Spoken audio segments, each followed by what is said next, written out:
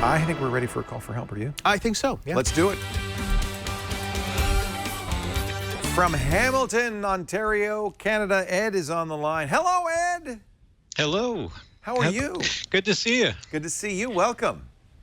Thank you. Do you ever join us on Call for Help in Canada on the G4 Tech TV?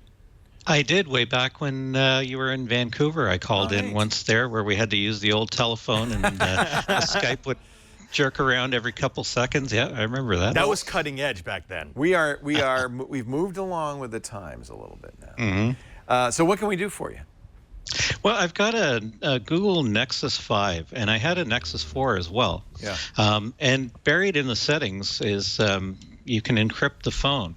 And now all this talk of encryption, the question is is it worth doing? Is it something that I should actually consider? Or I guess so, to encrypt or not to encrypt is the question. It's a great question. Android has this built in. In fact, I was just about to check the Samsung. I'm sure it is. It's in the settings. You do have to give it you can't just use a 4-digit passcode. You have to give it a real password. So problem number one with encryption is starting up your phone requires you to enter a password. I actually do that anyway. I think that's a good thing. Google's turned this feature on starting with the Nexus 6, Shamu. Remember that? The 6-inch Nexus. They have continued in the default turning on encryption with both the 5X and the 6P. You don't actually have a choice. But of course the 5, it wasn't in there. There's the encrypt phone Yeah, this is Cyanogen mod, so this does have it. That's very different, yeah. So it's on by default in the three most recent Nexus phones, not on yours. The couple of the negatives are, of course, the startup is a little bit more painful because you have to give it but you would want that. If you're going to encrypt, that's one of the problems with Apple's encryption scheme is the front door is weak. 4-digit passcode, come on, anybody can guess that, given enough times to try it.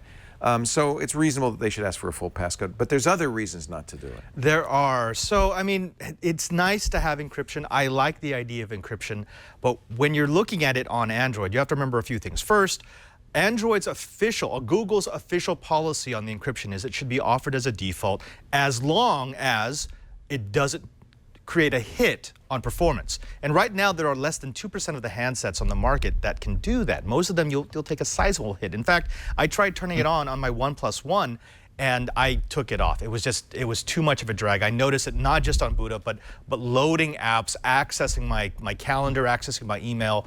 So it is gonna be a sizable hit to your performance. The other thing about it is, if you think about what you use your phone for, once you start doing encryption, you have to have encryption everywhere. For example, everything I have on my phone is backed up to the cloud.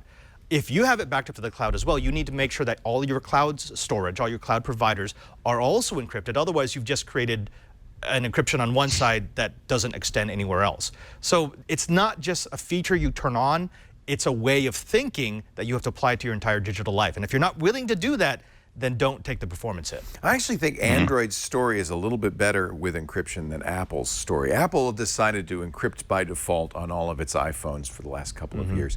But what we've learned from this Apple DOJ thing is that your iCloud backup, while encrypted, the keys are owned by Apple. Right. Apple can unencrypt and in fact routinely does for law enforcement. In fact, one of Apple's complaints was, dudes, if you had just given us that phone or talked to us before you changed the password, we could have brought the phone to a safe place where a known Wi-Fi, it would have backed up to iCloud and we could have given you all the data. That was a little bit of a negative revelation to me, and it's exactly as you say. If you're going to encrypt the phone, it behooves you then to have encrypted backup, encrypted storage everywhere, and you're going to have to make sure that that is the case. It isn't the case on Apple. Now, the good news is there is no default backup system for Android. Google will back up, and you should probably turn this off if you want to have an encrypted phone. They will back up your settings, but they don't back up your data. And they'll back up the names of your apps, but not the apps themselves. If you're using Titanium or some other backup system, make sure that that's encrypted and stored somewhere that you control with keys that only you know. You know what? I'm trying to think. I'm pretty sure this S7 is encrypted by default with Samsung's Knox. Encryption technology. And Knox is hardware supported, is a very strong encryption. I don't really care. I'll be honest with you. I think if it's inconvenient, it's a big hit, just don't put your secret plans for world domination on your smartphone. You know, I think we're making a big deal out of this. I'm the same way. I look at the data that I absolutely need to protect. And my policy is not to try to protect it with layers of encryption. My policy is to make sure it never gets into a place where someone might be able to try to crack the encryption. And the worst possible place to put it would be on a smartphone. It'd be like putting your life on a USB drive and then leaving it on a park bench. Just don't do that. Yeah. Don't do it. And then getting mad because the park bench isn't encrypted. What are you talking about? So, we all have the right to privacy. It's a reasonable thing to expect. I don't know what the laws are in Canada, but I think that they're probably very similar to the laws in the U.S. You should have the right to privacy.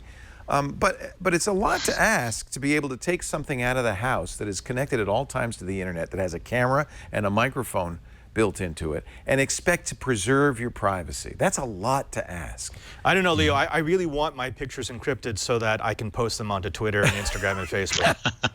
Yeah. So there are negatives to encrypting, but it is doable. That phone is old enough that you would probably see a performance hit that's significant.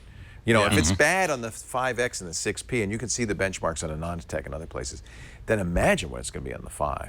Yeah. Try it. Back up all your data, and then go ahead and enable encryption, and you'll use it for about a day, and then you're going to disable encryption. Yeah.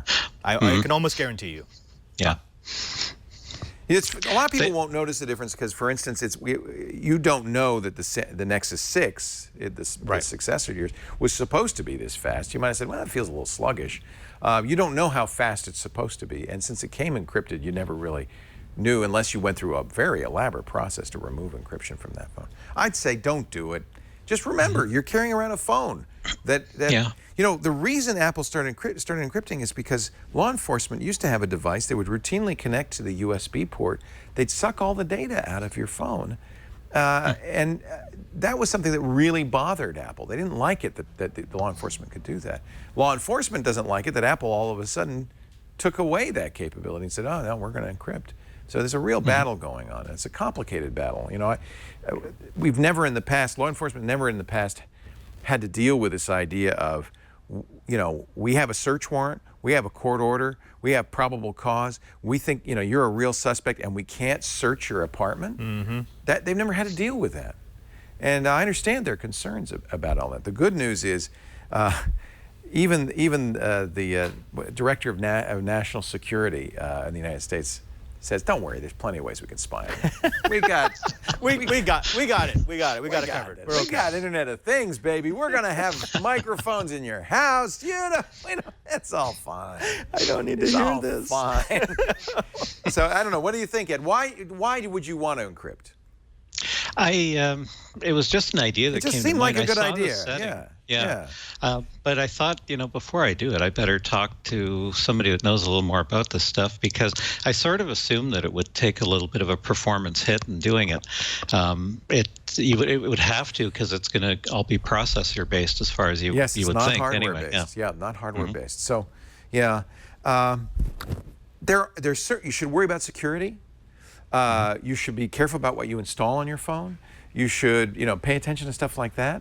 You don't want a hacker to put a Trojan on your phone because they would have access to everything, even if you were encrypted, by the way. So that's important. Worry about that. That's much more important than whether your phone's encrypted, I think. Yeah, and I'm using an 8-digit passcode to log into it, so I'm assuming that's lots anyway. Yeah, that's great. And don't download weird software. Don't get that Russian wallpaper app. Or whatever. Be careful. But the pictures are so beautiful, I know. Leo. Be careful about irresistible about what you put on there. Hey, thanks for the call. I think it's a great question. Thank you for having me on the show. I appreciate it. It's good to see you again. Chat with you again after all these years. Very nice. Thank you, Ed. I appreciate it. All right. Yeah. I think one of the things I like about fingerprint recognition on all phones, or almost all phones now, is it is a good way to kind of routinely secure your phone. But we don't know how secure that is even. Well, that's the other thing. Wasn't there a guy at Barcelona that used Play-Doh to open an iPhone? Yes, and also remember, law enforcement can compel you to put your finger on a fingerprint scanner. That is absolutely within their right. They cannot compel you to unlock your phone if you say, "I forgot it." Right. I'm not worried about. Honestly, I'm not that worried about law enforcement. No. But I'm a middle-aged white guy. What do I have to worry about? I keep all my plans for world domination on an offline server. That's so probably a better idea. I'm good. Yeah. I'm good.